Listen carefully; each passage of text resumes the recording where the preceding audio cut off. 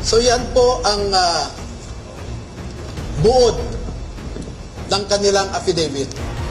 At una ko nang ipaalam sa inyo na bago po kami magbigay ng buong kopya sa inyong lahat, ay pahintulutan muna ninyo kami na isumite ito sa Office of the Ombudsman para makita natin kung umaandar pa ang sistema sa Office of the Ombudsman.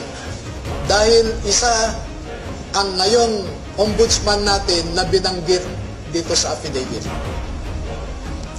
Pangalawa, ay magsusumiti rin kami sa ICC mismo para malaman ng ICC ang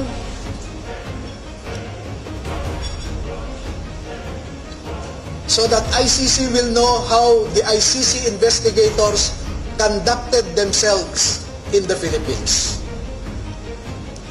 At panghuli ay magbibigay kami ng kopya sa lahat ng embahada ng mga bansa na kasapi sa ICC para malaman nila kung paano gumalaw ang ICC. Alam naman natin na bawat bansang miyembro dyan ay nagko-contribute sa ICC.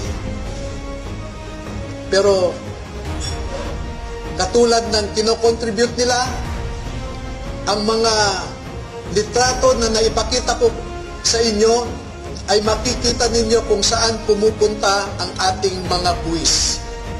Now you know where our taxes go. Now you know at least where our taxes went.